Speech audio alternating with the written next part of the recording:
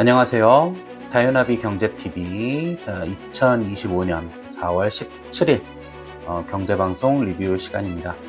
오늘은 최근에 핫했던 난카이 대지진 관련한 방송을 리뷰를 해보고 그 경제적 여파를 한번 같이 고민해 보도록 하겠습니다. SBS 경제탈곡기에서 4월 12일에 연세대학교 홍태경 교수님께서 말씀하신 내용인데요. 한번 보겠습니다. 일본에 이 난카이 해곡이라는 지점이 있다고 합니다. 일본 이 남서쪽의 가고시마현부터 북동쪽으로 이렇게 시즈오카현 정도까지 따라서 올라가는 지역인데요. 여기가 원래 이제 100년에서 150년 주기로 지진이 발생을 한다고 합니다. 근데 지금은 1707년에 있었던 이 호에이 대지진, 그때 이후로 큰 지진이 없이 계속 이 응력이 쌓여왔다고 하네요. 이 지진이라는 게 터지지 않고 쌓이게 되면 그게 더 큰 지진으로 발생을 한다고 하는데, 지금까지 쌓여온 걸로 보면 이번 지진이 리히터 규모 한 9.0 정도 될 수 있는 대지진이 일어날 수도 있다는 거죠. 실제로 일본 정부가 기존의 이 난카이 지역 지진을 30년 내에 한 70%에서 80% 확률로 일어난다, 뭐 이렇게 말을 해왔었는데, 올해는 그 확률을 좀 조정을 해서 80%, 아예 딱 80%로 일어난다고 말을 좀 바꿨습니다. 그 말은 사실 뭐 당장 내일 지진이 일어나도 이상할 게 없다는 이야기죠. 만약에 난카이 대지진이 리히터 규모 9.0 이상으로 발생한다고 가정을 했을 때, 그때 피해 규모를 좀 추산을 해보니까 사망자가 한 30만 명, 피난민이 한 1230만 명 정도로 예측이 되고요. 경제적 손실은 한 2,000조 원 가량으로 계산이 된다고 합니다. 근데 더 놀라운 건 이 난카이 대지진의 영향으로 후지산까지도 폭발할 수 있다는 건데요. 지진에 이어서 후지산까지 폭발하게 되면 이건 뭐 2차 세계대전 때 원폭 맞았던 거 이상으로 엄청난 피해가 예측된다고 합니다. 피해 규모가 궁금해서 따로 자료를 한번 찾아봤는데요. 이 자료를 보시면 X 표시된 저곳에 지진이 일어났을 때, 저 지역이 이제 난카이 해곡이거든요.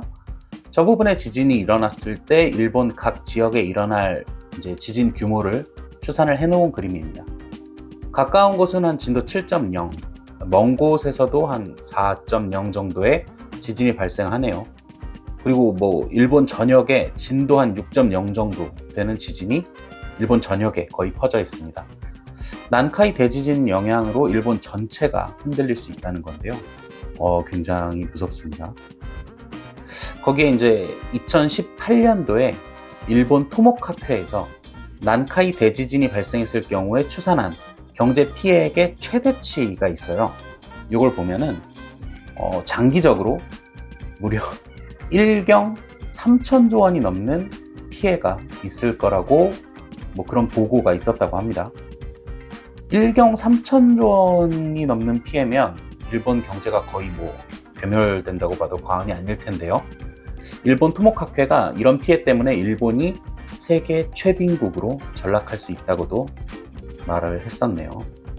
자, 그러면 이렇게 만약에 그러면 안 되겠지만 정말 만약에 난카이 대지진이 생각보다 너무 크게 일어나면 경제적인 변화는 어떻게 나타날까요? 제일 먼저 엔화를 좀 생각을 해볼 수 있겠습니다. 엔화의 경우에는 이 N고의 시나리오와 N저의 시나리오가 동시에 존재를 하는데요. 전 개인적으로는 두 가지 현상이 좀 순차적으로 나타날 거라고 생각을 합니다. 2011년 3월이었죠. 그때 일어났던 동일본 대지진의 사례에서 배워볼 수 있는데요. 동일본 대지진이 딱 일어나니까 지진 피해 복구 특수에 엔화가 엄청 쓰일 거다. 손해보험금이 엄청 나갈 거니까 보험회사가 엔화를 대량 매입을 할 거다. 뭐 기업이 해외 자산들을 엔화로 전환할 거다. 뭐 방금 얘기했던 이런 심리들이 엮여서 엔화를 미리 사려고 할 거다 등 뭐 별 말이 다 섞여서 투기적인 성향의 엔화 매수가 엄청 집중이 됐었죠. 엔화 매수가 집중이 되다 보니까 엔화 가치가 급등을 했었습니다. 근데 그 이후에 이제 일본 은행에서 엄청나게 유동성 공급을 하면서 양적 완화의 여파로 자연스럽게 엔화 가치는 뭐 정상으로 돌아오긴 했지만요. 이 상황만 놓고 보더라도 N고에서 N저로 이렇게 순차적으로 전환되는 걸 볼 수 있는데요. 거기다 당시에는 이 엔화가 안전자산이다 뭐 이런 인식이 높아서 뭐 글로벌적으로 재난 상황이 발생했을 때 혹은 위기 상황이 발생했을 때 엔화에 대한 수요가 높아지는 그런 측면도 있었습니다. 근데 지금은 아니죠. 딱히 엔화가 안전자산이다 뭐 이렇게 말하기가 좀 어려운 상태가 됐죠. 그러다 보니까 비교적 최근에 러시아 우크라이나 전쟁 때나 아니면 코로나 사태 때도 엔저 현상은 그렇게 변하지 않았거든요. 물론 당시 일본이 아직 아베노믹스를 철회하지 않은 상황이라서 그랬을 수도 있습니다. 근데 뭐 지금도 뭐 상황은 좀 어느 정도는 비슷하다고 생각이 됩니다. 뭐 최근에 일본이 디플레이션에서 벗어나면서 일본 정부가 슬슬 고금리, 뭐 엔고 뭐 이렇게 유도한다고는 하지만 지금 당장에는 좀 천천히 가고 싶거든요. 급하게 금리 올리고 뭐 엔고 현상 됐다가 엔캐리 트레이드 청산되거나 뭐 수출 힘들어지거나 뭐 이런 상황들이 부담스러우니까 천천히 단계별로 올라가고 싶을 겁니다.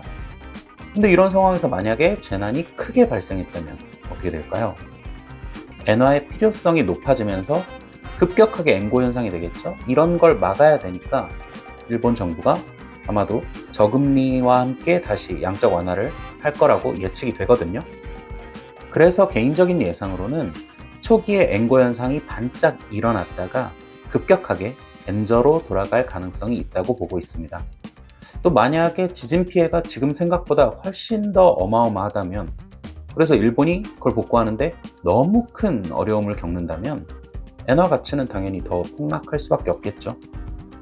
이런 상황들이 예측이 되다 보니까 엔화 기반 자산에 천천히 이렇게 투자하려는 움직임이 좀, 그런 움직임을 지진이라는 큰 리스크가 제동을 걸고 있는 게 아닌가 하는 이런 생각입니다. 자, 그리고 또 하나의 커다란 문제가 있는데요. 지금 트럼프는 미 국채를 잘 팔기 위해서 막 신경이 곤두서 있는 상태죠.